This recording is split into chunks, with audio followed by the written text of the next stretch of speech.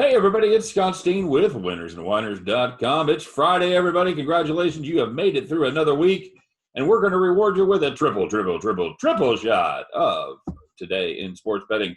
NBA, MLB, and the NFL, and the NCAA are all on tap, and we're pretty excited to get to it. So, Scott, let's talk a little bit about this basketball game last night. The Lakers win by 6. You and I were discussing about who actually won between the two of us. We couldn't remember if we had it at 6 or 6.5. I think I eked out a half-point victory, but I'm not positive. I'm not sure because depending on where you shopped around, one of us could have won and one of us could have pushed. So that's kind of how it seemed like that worked out because it really depends on where you shopped around. But I know that I like the over. I think did I like the over yesterday? I don't know what you liked. I don't even remember anymore. I know that I had. I'm one win away from both sides of the playoffs having some futures in the finals. So this is showing up pretty well. Unfortunately, Denver's down 3-1 again, so the Lakers have been eliminated from the playoffs, and we're going to have to see what happens moving forward. Of course, you had the Anthony Davis injury scare, which concerned all Lakers backers either in that specific game or in the futures, as I thought Millsap was going to be getting a flagrant foul for that because that reminded me a little bit of the Kawhi Leonard situation that they made the rule for in the first place. But overall, it happens. Anthony Davis was fine in the end. He caught an alley-oop and dunked it roughly a minute later, and it didn't really matter. Yeah, not really much else to say. I know Caldwell Pope hit a big three for maybe the first time in his career, so he hit a big shot there to help put the game away. Murray was nuts. LeBron complained to the NBA officials, or the Lakers did, about LeBron not getting enough calls, and then he immediately goes to the foul line 11 times in Game 4, so I'm not surprised by that either. And, yeah, Lakers are up 3-1 again. I don't know if you know I'm talking about the LeBron free throw stuff. You know what I'm talking about? No. So LeBron pretty much was averaging about 4 free throws per game in the first 3 games of the series.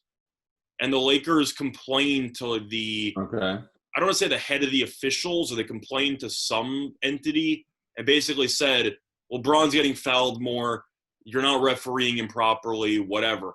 And then he immediately gets 11 free throws in the game after. What a weird coincidence, isn't it? Something like that, but it is worth mentioning. So that did happen. LeBron went to the free throw line 11 times. And, yeah, the Lakers won. Plus, Jokic got into foul trouble, which didn't exactly help Denver. But it was a close game. Murray is nuts late in the fourth quarter. He's so good at basketball. But, yeah, Lakers won, and I have to assume the Lakers are going to hold on, but I feel like we've been here twice before with Denver, and I'm not really sure what to think of it. You? Well, each time the teams just keep getting a little bit better. First it was Utah, then it was the Clippers, and now it's the team with the best seed, with the best stats, the best record in the West.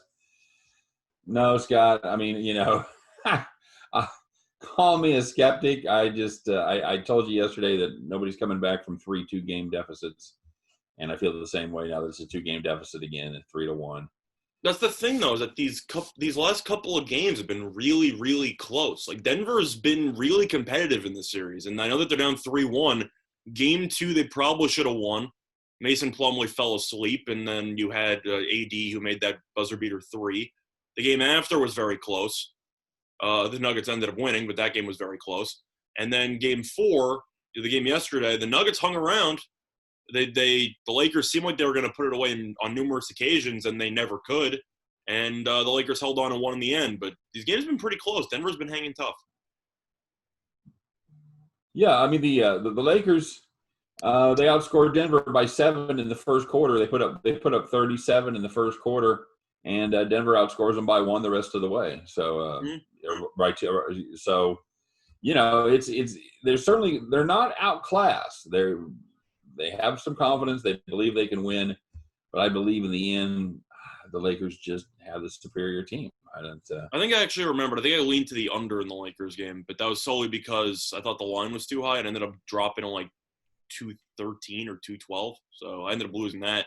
But I'm pretty sure the Lakers, I pushed for me and a 1 for you, which I guess was best case scenario for the two of us. I guess. Worked for me. Yeah. My big bet was actually the the one that we talked about, and I think you had it before last game too, was the Lakers. Well, you had the Lakers on the first half spread. Yeah, I had that for games 2 and 3, but not for 4.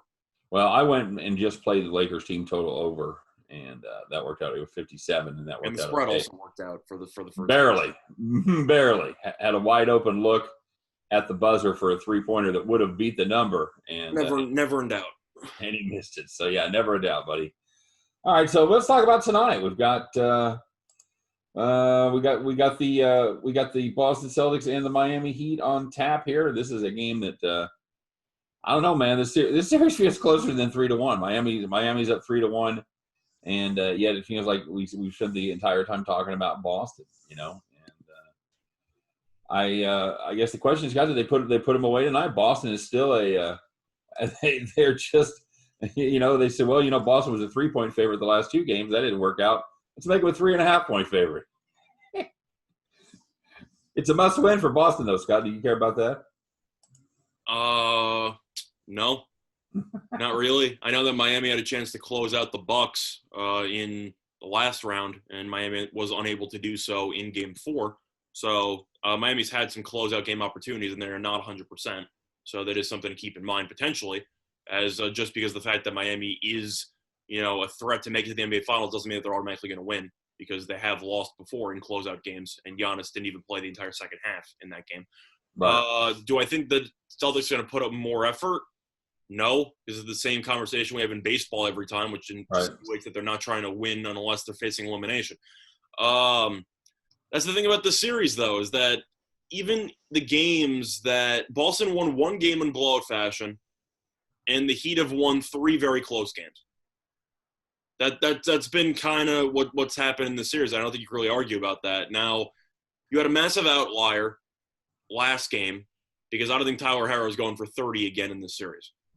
It's a massive outlier. I love Tyler Herro. Phenomenal player. Say his name right. Say Hero. Say it. You can do it. I thought is it Hero or is it Herro? It's Hero.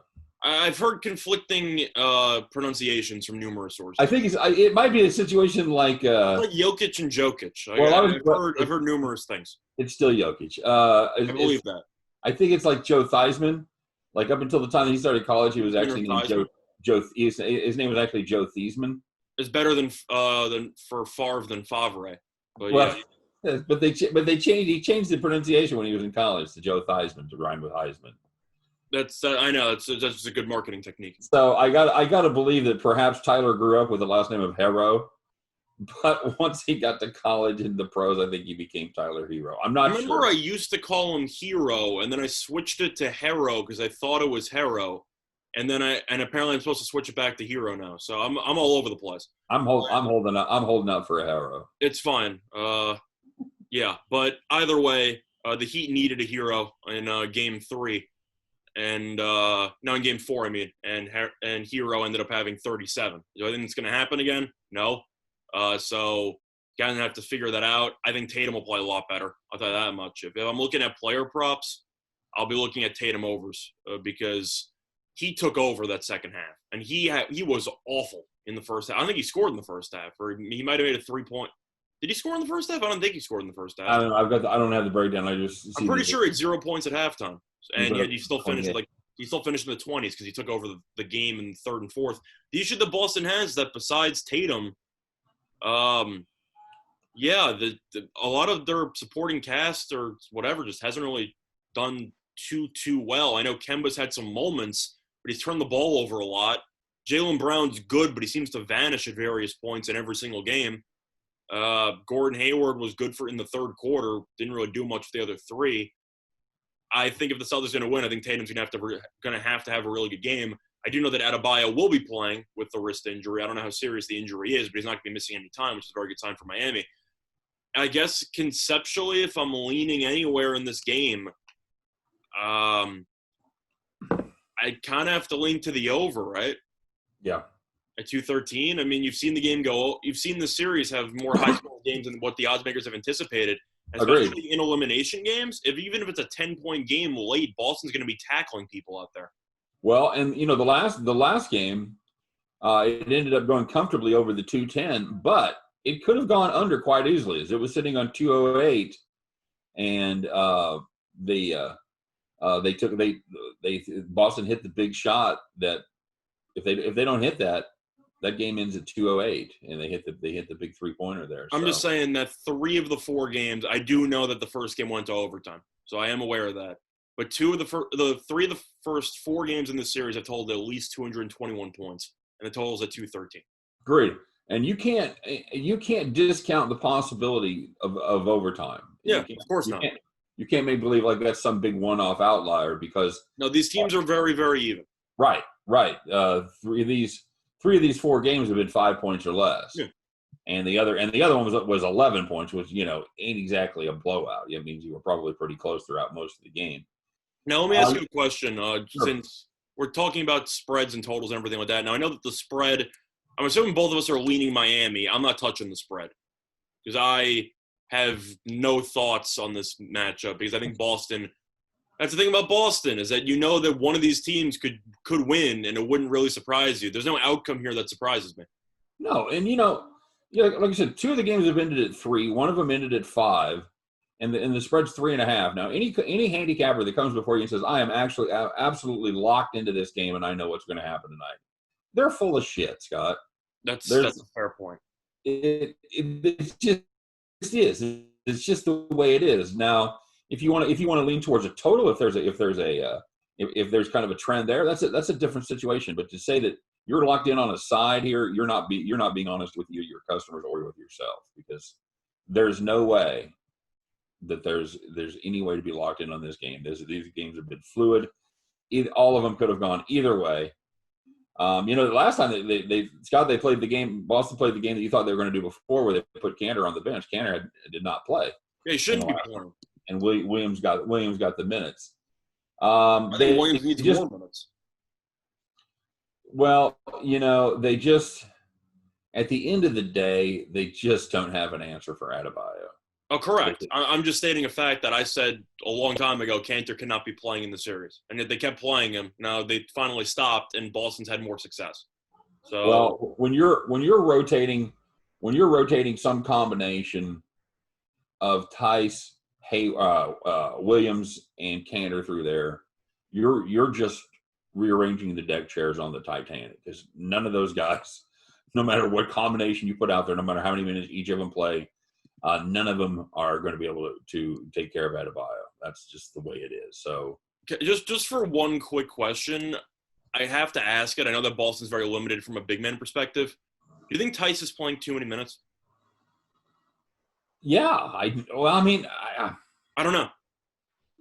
Again, it doesn't really matter. No, that's what I'm asking. Is that I don't know if they can guard Adebayo either, but I don't know if you also buy into plus minus or not, or if you think that's kind of an overrated statistic because of the fact that it really depends on who's also on the court for the other team. Yeah, it doesn't tell me enough. I know, that's what I'm asking. Is the problem. The one number that does jump off the page, though, is that you had pretty much the entire starting 5 for Boston who were either +1 or -6 or more.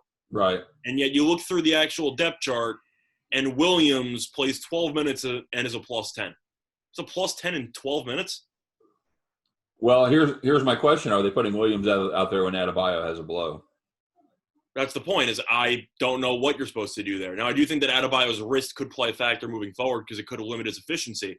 But Tice is also a big body. But don't get me wrong, I think Tice is a pretty good defensive big man. Offensively, I don't know if he really does anything. I don't think Williams does anything either, but, guy hustles. He has 4 points, 4 rebounds in 12 minutes. It's pretty good. Now, I know that he's not as big as Tice, but I think Williams – I'm trying to think, how does Boston combat this? Do they go small? I think Brad Stevens has been trying to ask himself the same question. I think he kind of has to go small, right? Because you got to force Adebayo out of the paint so you can force him to guard the 3-point line. That's really the option, but you have such an advantage on the offensive side of the ball that strategy ultimately ends up not working. Regardless of whether or not they end up starting Tice, which they're going to start Tice. I don't see how they don't start Tice, but conceptually, you got to give Williams more minutes, in my opinion. I think Williams is actually a pretty valuable player in this series for Boston because he seems to provide a little bit of an energy boost whenever he comes into the game. He's the most talented player? No, but he hustles, and I think that's important. And I think that if you're going to give Tice 30 minutes in Game 4 and you're going to give Williams 12, I think you could break it up 25-17, something like that. I think Williams should get a boost in minutes, though, because I actually really like the way he played. Okay. But a question, though, since we're talking about bets for this game, and now it's pretty tough to come by to give the people something. I'm looking at player props here for over-unders. And I'm going to ask about some mainstream names just to get your thoughts on them. All right. So Tatum's at 26.5. I'm going to lean over. I feel the same way. I think Tatum at 28 and he had 0 points in the first half of Game 4. I think that's a pretty good number. It's a good number, but I know for a fact that if Boston's going to win this game, Tatum needs to go for basically 30. Yeah, and he's been the man so far in this series. Yeah, I'll lean over there. I'll lean over there, and then the one I'm going to bring up that I'm not going to be betting, but I have to ask you about, Tyler Hero is at 17.5. And I'm leaning under. My main reason is because I think Boston's going to overreact and try to overcommit to him defensively. Well, and he has been very good in this series even before the 37-point outburst. Miami just played an 8-man rotation, and Hill only got 4 minutes. So I don't even count Hill, but yeah. So in reality, they're just playing a 7-man rotation with Iguodala and Hero coming off the bench. Robinson was dreadful in Game 4. He really hasn't done much in this series. He had one game where he hit a couple of threes, but for the most part, he just eats up fouls and then comes out of the game. Yeah, he's kind of your designated fouler. He had 4 personal fouls. Ofer from the field. He did did get fouled on a 3-pointer. Was 3 for 3 on his free throws. So I think that Hero cuts into his minutes obviously. Yeah, I still play the over there 17. It does feel like a trappy kind of number though, Scott. I see that's the thing though, is how do you think he's going to with 37? I got to assume Stevens is going to overcommit defensively. I mean, Hero's been killing them all series long. I understand. So I would lean under. I think that's personally a trap one. I also think it's ridiculous when you think about it that Hero at 37, he came off the bench. Yeah, that's a weird. It's very weird. He's still going to play 36 minutes. I mean, they're giving him the Jamal Crawford treatment where he's just coming off the bench technically, but he's going to play 30-something minutes a game.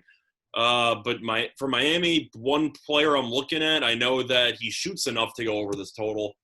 I'm going to lean to Jay Crowder under, which is at 11.5. He was so beyond terrible in Game 4, and I know that overall in the playoffs he's been okay.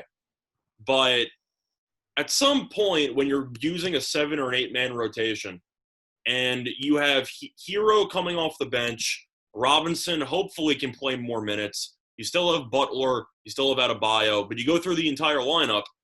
Your closing lineup is going to be Dragic, Hero. I think Iguodala should get more minutes than Crowder. I think Crowder is kind of a lost cause at this point. Butler and Adebayo. Do you think Crowder should be playing late in games? Because I don't. No. So I wouldn't be surprised to see moving forward if Hero and Iguodala are in the final unit as opposed to. I'm not really sure. I'm not really sure what Crowder does. He doesn't. Crowder's supposed to be a 3-and-D guy. The only issue is that the threes don't drop, and his defense was really awful against Tatum in Game 4. That's what I'm saying. So then again, I'm aware that 1 for 9 from the floor and 1 for 7 from 3 aren't great, and I know that he has been performing better in the previous games of the series. But at the end of the day, he couldn't guard Tatum, and he couldn't hit a jump shot. And I think even though Iguodala is older, I think Iguodala is a better 3-and-D player than Crowder by a decent margin. And I think you can agree with that. Yeah, I would agree with that. Even But for that reason, I'll go with the under 11.5 there as a lean. Okay. Mostly just because I think Crowder will get less minutes moving forward. All right, you're definitely going to have between Iguodala, Crowder, and Robinson. You're going to have somebody step up. Because, like you said, Hero's not going to go for 37 again. That's correct. It's more of a minutes thing for me, where I know that for a fact Hero's playing 35-plus minutes. They had just 3 starters in double digits. Yeah. No, Miami has to play Hero for 35-plus minutes because he's just that good. So he's going to play a ton. If Robinson even plays 30 minutes, if he just stays somewhat out of foul trouble, he might cut into Crowder's minutes because they're not taking Hero out. And, I mean, Robinson, even though he's a skinny guy, he's still 6'7". Right. I mean, you can give him some minutes, and Iguodala will play 27 minutes. So, yeah, especially if they're going to Crowder should get a reduction moving forward. I think you kind of have to agree with that. Nothing on the team. Yeah, if Boston has success going small, they're gonna have to make some of those adjustments as well. So yeah, but if I'm leaning anywhere for the game, I'll lean to the over. I guess I'll lean Miami, but I'm not thrilled about the lean to a side, so don't hold me to it. And for player props, I'm gonna lean to Tatum over. I'm gonna lean to Hero under, and I'll lean to Crowder under. But I'm not betting any of these. These are just my thoughts. Okay. You know what? I've got a premium play on the total, but I'm going to go ahead. Just from a history standpoint of what they've done in this series, I've got to back Miami here with the 3.5. The thing I like about them is somebody different steps up every night. Somebody different is the man, and that makes them a very dangerous team, makes them a very tough team to guard and scheme for. You don't know where those points are going to come from. If they're going to come, they're going to rain down threes. Who's going to be hot? If they're going to pound the ball inside and beat up on Tice and Williams. So I think Miami has more flexibility. I think they are able to win in more different ways. And I'm going to go ahead. Going into the series is going to be Boston's depth, and that has been a massive issue. Right. Agreed. And even though Miami's just playing 7 guys. I'm okay with that. They seem to have figured out the formula, and Olynyk didn't play in the last game, which I thought was weird. Well, it's funny because we were roasting Olynyk and how if Adebayo doesn't play, then Olynyk would have to give him more minutes, and he didn't even play last game. So yeah, well, Adebayo played 41 minutes. I'm not surprised Olynyk didn't play though, because Olynyk is the Miami countermeasure for using Cantor, and Cantor didn't play. Yeah, I'm not even joking. They bring Olynyk every time Cantor comes out of the game. Yeah, you're right. So give me Miami plus 3.5 here. I'll take. I think these teams are pretty evenly matched. Yeah, when you've got a coin flip, give me the points. I'll take it every time. Give me the Miami. Now, it wouldn't surprise me if Boston wins. Just to be clear, but I'm gonna say something that might sound controversial, but then again, I also gave out the Heat at 33-1 roughly 2 months ago. I think Miami's very live against Los Angeles. Oh, absolutely. I'm just going to say it. I know that people are going to say LeBron AD are going to win, and they're minus like 300 with 4 teams left. This Miami team is so beyond good, and I still feel like they're being disrespected. Is that weird? They've lost 2 playoff games, and they're 1 win away from the finals. I know. And yet people are talking about how LeBron's just going to win a championship and whatever. This Miami team reminds me a lot of the Toronto team from last year. And I know that Kawhi Leonard is the superstar and Jimmy Butler is not the same type of player. Yep. But the ability to just get so much production from about 7-8 guys, I just think that that's unmatched. And it makes them a much more difficult team. 2 guys. Well, Scott, I was harping on it when they were playing in the conference semifinals. I said, do we have 4 teams better than any team in the West? And I still stick. You mean in the West or the East? 4 teams in the East. At that point, when they were playing the Eastern Conference semifinals, I wondered aloud if all those 4 teams were better than any team in the West. The truth is, my controversial stance. I'm gonna hedge it anyway, even though I have a personal future on the Lakers and a personal future on the Heat. So I'm looking pretty good right now. But all I know is that people just think that LeBron and AD are gonna walk to another finals and they're just gonna win and whatever. I think Miami's very live to win the series, and it wouldn't surprise me if they win the series. I think Miami is just that good. No, I totally agree. I think it's we talked about getting some plays down on Miami before the game on Wednesday. That was before Game 3, I think we talked. That's what I'm saying. Before the game on Wednesday, and I think that was we talked about it both days. Yeah, but Miami's not plus 350, so you've lost value there, just like we said they were going to. I still think it's not too late to get on the boat. I'm just going to ask you a question about yesterday's game, just since we talk about futures. Did the Lakers impress you yesterday? As an overall basketball team, did they look impressive to you? They looked impressive in the first quarter. That's fair. After the last three quarters, they look like an average. They look like an average basketball team. Sure, I have with the Lakers. I look at this team and I say to myself, for stretches, this team is insanely talented. Nobody can come near them, etc. Then you watch them for an entire game, and it looks like they kind of sleepwalk for about 15 minutes a game, which is very similar to what we talked about with the Clippers. A lot of defensive lapses. They turn the ball over too much. Offensively, I don't even know what sets they run late in games. It seems like they just run pick and rolls at the top of the key, and then they just isolate for the last 10 seconds of the shot clock, and they just hope that LeBron or AD bails them out. But don't get me wrong, it's not a bad strategy because LeBron and AD are insanely talented. But everyone just running off ball on Miami and everything going on there. Miami is just so fluid in their sets. It's really just poetry in motion. Yes, it is. They're a lot more disciplined than this Denver team is. And that's going to be something that the Lakers are going to most likely have to. Well, that's why they ended up winning the game. That's why they won Game 4. Even though Boston shot 42% from Miami shot 42% from the floor. Boston shot 47% from the floor. But Boston had 19 turnovers. Miami had 8. Right. So Miami is very good at not turning the ball over, and that's one thing the Lakers do a lot. They turn the ball over a lot. Yes, they do. Especially when you have Rondo and LeBron trying to throw one-handed passes cross court all the time. But I think Miami's very live, and I think that people are going to go around, and I'm saying if the Lakers lose in the finals, hypothetically, people are going to go nuts and curse out LeBron and talk about how he's not clutch and not whatever and blah, blah, blah. I get it.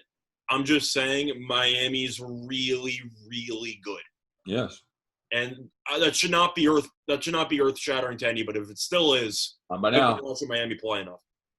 Especially if they've been listening to us, because we've been singing Miami praises for a long time. I made a video 2 months ago. I had Miami at 33-1. So I saw the writing on the wall. I just didn't think that they would be this dominant. I thought they'd be in a Game 7 by now. I didn't think that they would just cruise. Oh yeah, in 4, in 5, in 5. Mm-hmm. I didn't think it would be this easy. Right now, I still think Boston's going to keep it close, but yeah, Miami is just something else. And Spoelstra is. I never sold my Spoelstra stock, but I feel like a lot of people did, and they should probably be buying back in because he is easily a top 5, top 3 coach of the entire NBA. No question about it. No question about it. So you're leaning over tonight. I've got Miami plus the 3.5. Yep. We'll see what happens. Let's see if we can drag me away from the. Once again, I'm not playing anything on this game. I'm just going to enjoy it, but I also am looking at those player props. Okay. All right. Very good. Let's see if we can drag me away from the UTSA game there. The college football game. Man, what a dog that is. Middle Tennessee, they're due. That's a separate note. Brief rant. Middle Tennessee needs to fire their coach. That could happen after tonight's game. What's the name of the coach again? Stockstill? Stockstill, yes. Yeah, I know because his son was the quarterback on that team like 3 years ago. He wasn't very good, but whatever. And then they got smacked by Appalachian in that bowl game. But yeah, that team stinks. And if you saw his clock management at the end of the first half against Army, he should have been fired at halftime because that was one of the worst things I've ever seen in my life. I'm sure you know what I'm talking about. I did not watch that game. No, it doesn't matter watching. It was all over Twitter. I saw it live. They had, what was it? They had 1st and goal at the Army 4-yard line with a minute to go, and they didn't use any of their 3 timeouts, and they ran one play and didn't score. And they ended up losing by about 35. Saving them for the second. Middle Tennessee has lost each of the first 2 games by about 30 to Army and Troy. Yeah, I know. Yeah, yeah, you should probably fire your coach. I don't think he's very good. That's my. Well, like I said, they're going to get a real test tonight because Army and Troy, 2 pretty damn good teams. You think they can keep up with the Roadrunners? They're so fast. No, but UTSA is fine. Congratulations, they ended up beating. They're awful too, buddy. They're not great. I saw them. They gave up 41 in regulation to Texas State. They beat Texas State. They blew a massive lead and won because of a missed extra point, but they ended up winning the game. That's what I'm saying. They gave up 41 in overtime. Texas State had the worst offense in with a backup quarterback. Huh? With a backup quarterback. Yes, with the backup. Texas State starting quarterback didn't even play in that game. Correct. But yeah, that game should be fun. But I can't back Middle Tennessee there. I think their coach is so amazingly terrible. There's one thing about college football that people don't talk about. We talk about Spoelstra and basketball and Stevens and Nurse and all these other coaches. There are so many awful coaches in college football. Yeah. It's actually hilarious. There's so many bad coaches. And you won't notice it until you actually watch the games. But if you do, you're scratching your head in college football more than any other sport. You think to yourself, man, I hope that guy can recruit because he sure can't coach. Correct. And it's weird because you feel that way about half the coaches in the entire nation. Agreed. All right, bud. So that's our NBA show for today, everybody. And, Scott and I will be looking forward to watching the game here on Friday night. And if you wanted a little more information on this one, don't forget to check out winnersandwhiners.com. I forgot that it was TGIF today. The week just flew by. It's Friday, baby. No, I know. The week just flew by. It just hit me. Oh, there you go. And, so check out winnersandwhiners.com. Find handicappers over there writing deep dives on every game, including this NBA game and the college football game if you're a masochist. So, anyway, check those out as well for myself and for Scott Reichel, for all of us over here at winnersandwhiners.com. We appreciate you guys watching the show today. As always, don't forget to drop us a comment. Don't forget to like our channel, or don't forget to like the video and subscribe to our channel, of course. And we'll just keep churning them out for you because that's kind of what we do here at Winners and Whiners. So thanks very much for stopping by, guys. Hope all your tickets cash today. Stay safe, stay healthy, and we'll see you next time on Today in Sports Betting. Take care.